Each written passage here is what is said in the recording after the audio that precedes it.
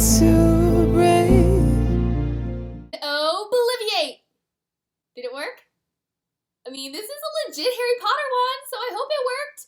Courtesy of my sister, thank you very much, Cody. Usually I'm not one for theatrics, but can we please forget anything I ever said about how much I like Flawed? Because Perfect, it was a huge disappointment, guys. I would say let's forget anything I've ever said, anything good I've ever said about Cecilia Ahern, but that just wouldn't be fair. So let's just forget how much I said I liked Flawed. That's a huge deal. Is it really that uncommon for a sequel to be a letdown? Usually the letdown is the middle book, but this Perfect series didn't have 3 books, it only had 2. I just cannot express how disappointed I was with Perfect. The major, I don't know, I would say one, but there are many aspects of this novel that took it down for me. One, if you have seen my Flawed review, you will know how much I disliked the character of Carrick. I disliked him because I thought he was given far too much emphasis. And I understood that she was giving him emphasis because he was going to be playing a much larger role in Perfect, and so I let it slide. But really, guys, she did not follow through. Yes, he was a major player this time, but I just feel like she mailed it in. Oh gosh, I just don't even know where to start.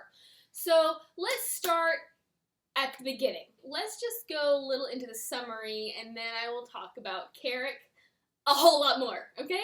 Celestine North lives in a society that brands people they considered flawed. So if you did something that resulted in poor judgment, you could be branded, and then you were treated as a lesser citizen. So she is found to be flawed and then be branded as the most flawed person ever, in which she is given a brand in every possible place you could be branded, plus an additional 6th secret brand. Let's say that 6 times fast.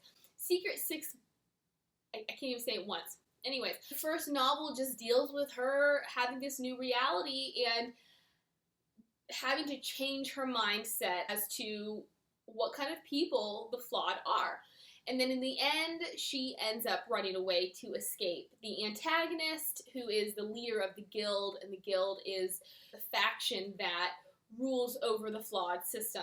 And so she is escaping from him, and that's where we pick up in Perfect.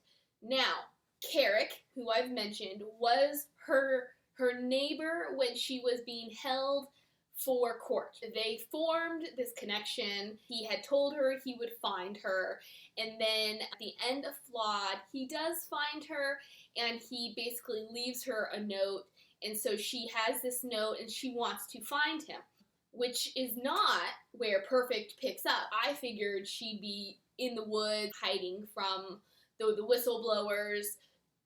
Not the case. She went to her grandfather's, but they are looking for her. Not because she is an escapee, but because she has proof of this 6th brand that Bosco, the leader of the guild, had branded her with unbeknownst to anybody else. So that essentially is a poor reflection not only on him, but on the guild itself. Because if he can lose control, then what good is the guild? What good is the flawed system if the people in charge are flawed themselves? Which, hello, this is not a spoiler. Everybody is flawed. She is on the run, and they are trying to find her because they want the video evidence of Bosco branding her. Eventually, she has to leave her grandfather's farm, and I don't know how this happened. I think because her grandfather employed a bunch of flawed. I guess someone had a connection to Carrick, so he shows up and he whisks her off to this place where other flawed camp out. They then have to leave there after being betrayed by one of their own.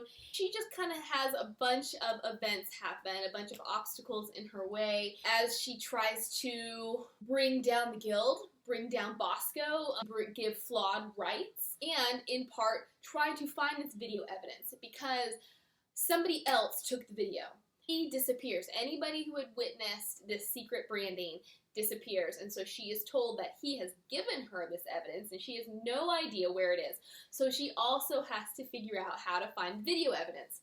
Obviously, she's navigating a good bit of this romance with Carrick and still feeling her way around the Flawed community and acting as kind of the face of the Flawed. She is the person who brings them hope, who instigates riots and brings about change. In the end, she gets what she wants. The guild is put to rest and the Flawed are declared equal citizens. Now back to Carrick. As I said, I thought he received far too much emphasis. And what I mean by that is they were neighbors. They were in adjoining cells. But they really had nothing to do with each other. They barely spoke a handful of words to each other. So I could not figure out where this connection came from. But then the entire novel of Flawed, she fixates on him. Then when he rescues her from a riot at the end of Flawed, I'm thinking, okay, this is it. But then he disappears again. He leaves her a note, but he disappears. So I'm like, and then the book ends. I felt like Flawed could use a bit more exposition. Anyways, so when she has to then flee and the book ends and Perfect picks up, I'm naturally thinking she is going to find Carrick. Or at the very least, she's like literally on the lam, you know? She's in the woods, she's trying to survive while also keep staying free of the whistleblower. So I thought basically she'd just be hiding out in the woods, living off squirrel meat or something. I don't know. I did not think she was going to be shacked up at her grandfather's.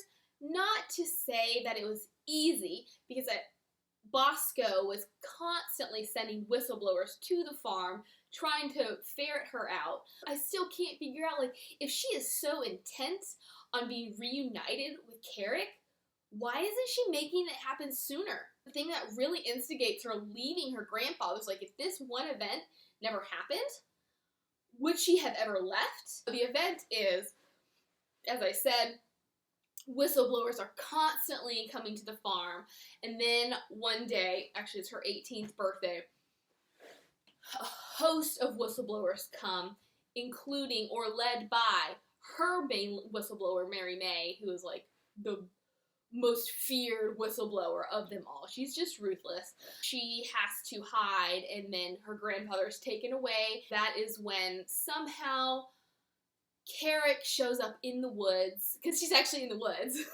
for once, like, it happened. Carrick shows up, he takes her with him to this plant, whose owner, who is unknown, supports the Flawed. And so it's a legitimate business, but he does have some Flawed who are called evaders, because if you evade your whistleblower, you're an evader. Go figure. And he does house evaders, and Carrick is one of them, and so he brings her there. I'm like, okay, so now we get Carrick, right? The thing is, Carrick was found flawed because he wanted to search for his flawed parents. So much of this novel was mailed in. So he has found his parents, who are at this site, this warehouse, but there's a lot of tension. And it's been maybe a month since Celestine has been branded, and Carrick had been branded around the same time. So I don't know how long he had been out and about trying to find them before he actually did find them, but I'm going on like a month. I'm thinking he's been there 3-ish weeks. So I do not understand why there is tension between him and his family, because he also finds out that he has a brother. And I guess part of the problem is he felt replaced, and maybe this reunion with his family was not what he was expecting. But again, I did not understand him. Like, he's this broody character who, even though he's got what he wants, isn't satisfied with what he's got. And then, Carrick and Celestine, I don't know if it's love at first sight, But they've got something going on at first sight, which I do not buy because they have had zero interaction. One of Celestine's brands was on her tongue, which means she cannot taste anything. So, gosh, I think she's only been there a day. I'm sorry, you have got to give me a minute because this is just too ridiculous for me. As I said, she does not know Carrick. He feels to me like a celebrity crush. One of those crushes from afar when there's a boy at school that you really like, but you don't talk to him, but you are fixated on him, and you know that if you just had the chance, you would live happily ever after. So this is the vibe I'm getting concerning Carrick, or concerning Celestine and Carrick's romance.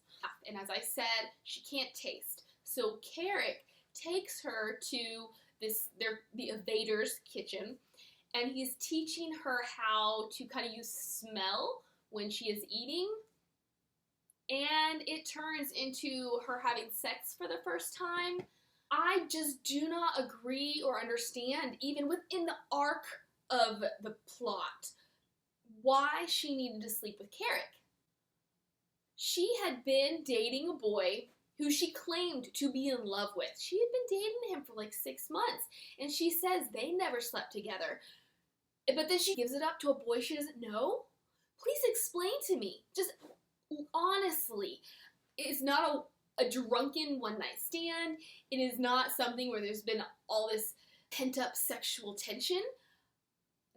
It's all in her head because she doesn't know him, and then she sleeps with him?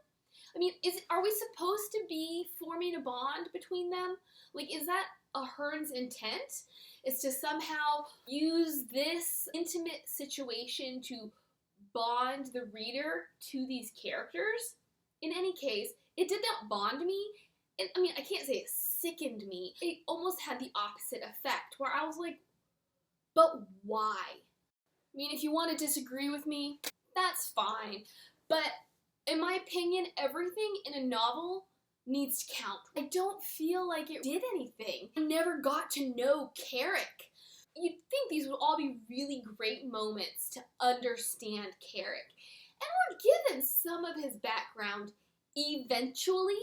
And we do get some of why there's tension between himself and his parents, which that it does make sense, but still, I don't feel like he was a well-formed character. We're just supposed to accept everything Ahern tells us and keep on moving. Celestine and Carrick get separated a number of times, and then Celestine learns that he kind of was using her. The country is led by the guild, and the guild has a lot of influence. They do have a prime minister, but his ear is bent by the guild, and so there are elections coming up. And there's a woman called Enya Sleepwell, who's part of a different party, who is partial to the Flawed. She has somehow enlisted Carrick, and she wants to use him to get Celestine on her side. So eventually Celestine learns this, and she gets super mad. Honestly, I zoned out. I really don't know what happened in like the intervening pages. I don't think I zoned out a whole chapter, but at some, like, she learns about it, and the next thing I know, Carrick is gone, and they're talking about whistleblowers, and then she's off doing something, and we don't see Carrick a whole lot. We see him kind of in the beginning, then we see him a little bit in the middle, and then we see more of him at the end, but not enough to get to know him, because it's not like Celestine is traveling with anybody who can give her information on Carrick. So it's not like we're learning about him without him being there. In the end, she has gotten herself recaptured.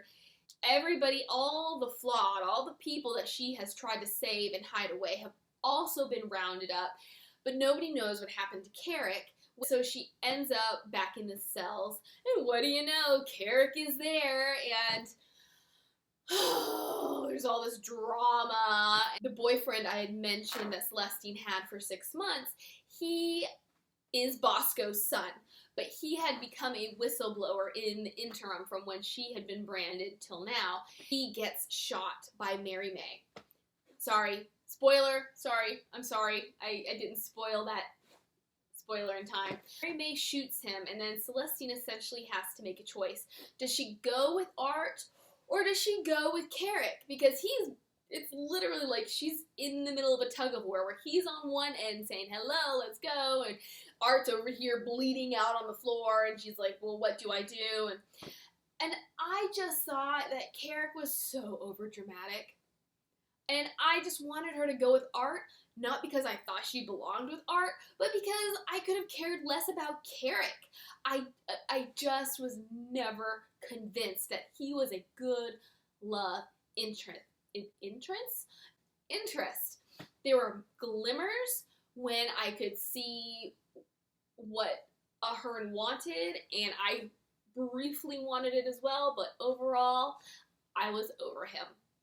Let's talk about the love interest thing, though, because I could have gone without either love interest. I hated that in the end, Celestine did choose Carrick, and in that epilogue moment, we learn that she is with him. But I just didn't see the need for her to be with either one. Especially because Carrick, I mean, he did help her, but he wasn't vital. And then Art, he definitely represented the before of her life, before she was flawed. And so, it's not that I was rooting for him either, because he was part of her past. She could not go back to the person she had been with him. I'm glad there was resolution. I just wish Celestine could have said, you know what? I'm a strong woman. I like being flawed. And outside of that, I don't need a man. Let's get into the antagonists. But before I can talk about them, I have to preface it by telling you I did not like Celestine in this novel. If you saw my review of Flawed, you would know that I compared her to Jude from The Cruel Prince. And my biggest issue with Jude is that I felt she was a reactive protagonist, that she never did anything. She was completely static.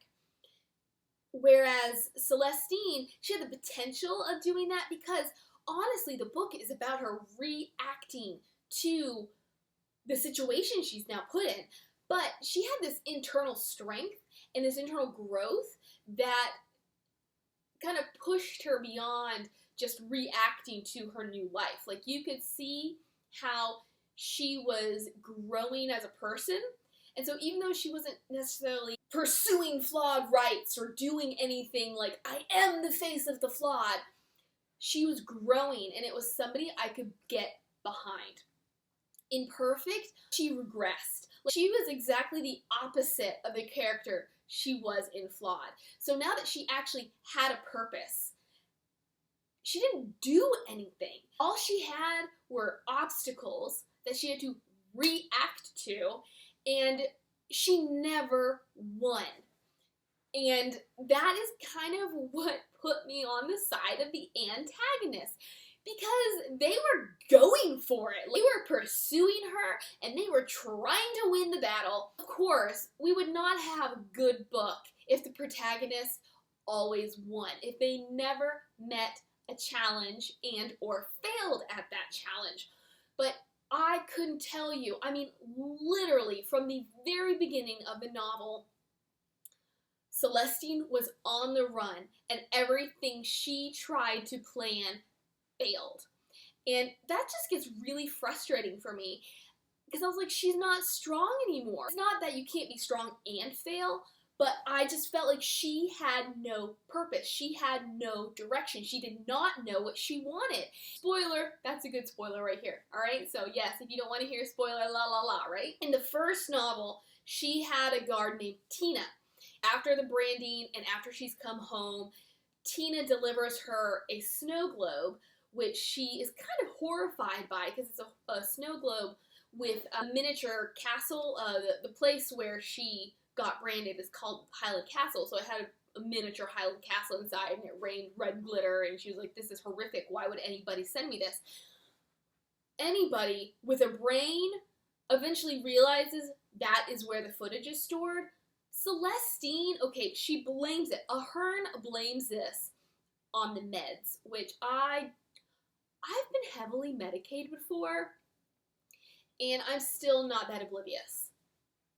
Anyways, it took like halfway through perfect, at least halfway through perfect, before Celestine realized the footage was in the snow globe. Right? So, by that point, Mary May had raided her bedroom and taken all of her belongings to her house. That was the one part of the novel, like before I even read the novel, I thought that was going to be Celestine's main goal, was to find the footage. But it wasn't even something that she thought about till, I mean, it kind of crossed her mind here and there, but it was not something that she was intent on finding. And considering, I mean, obviously she has a brand to show people, but that was her leverage against Bosco, against the guild, and it was of no concern to her? I mean, what was she doing? Like, just trying to stay safe? She just kept running into problems, or even, there was a point where she had essentially turned herself over to Bosco. He'd been on the run, and he just couldn't keep up with her, and then she was like, you know what? What needs to happen is he needs to catch me. So she puts herself in a situation where he catches her, and she wakes up in this hospital type area. As I said, anybody who had witnessed her brand, be it the guards during the branding, her lawyer, even in the first book, she had been tormented by some classmates and they had seen the brand. So anybody who knew of this brand had disappeared. So we finally find out where they are. They'd all been taken to this compound, this whistleblower compound, and heavily sedated. But nothing except for finding them. This whole little scene where Celestine gives herself up and then has to figure out how to escape, like nothing about it was of any use to the novel. The way that she escaped is when she met up with Bosco, he had injected her with a sedative, and it essentially paralyzed her, so she didn't have good mobility. So, her rescue party comes to get her, and part of the rescue party is her sister, who looks a lot like her. They swap places. The deal is that the mother is then gonna come and say, you took the wrong daughter, and get her out, and then of course the idea is, well, why don't you get other people who are connected, guards and these students, and get them to come in too and cause this big stink. At the end of the novel, that's proof as to what the guild has been doing, that they kidnapped people just to ferret them away for whatever purpose, for however long. And so I guess there's like little things that this scene ties into, but on the whole, what was the purpose of her getting caught? Except that we finally figure out what happened to all the people, but honestly, we didn't need that scene. Like, we could have figured it out some other way.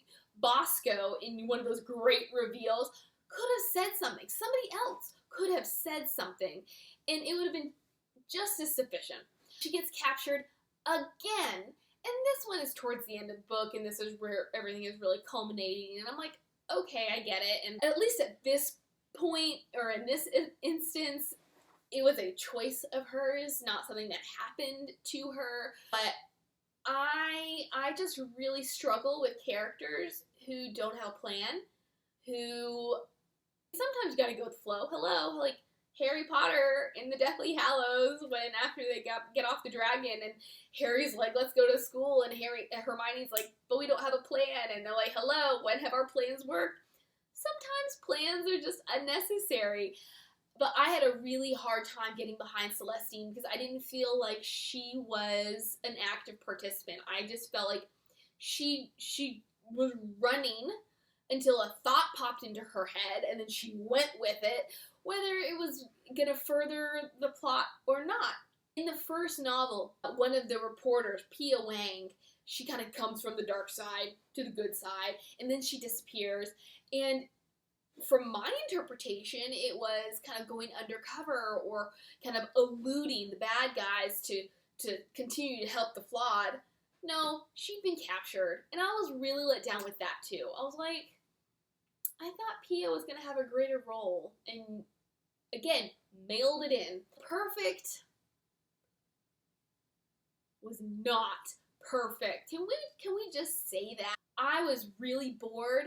Flawed took me a minute to get into. Perfect, actually, I thought it started out strong, and then I realized that it was just gonna meander. I was just like, meh.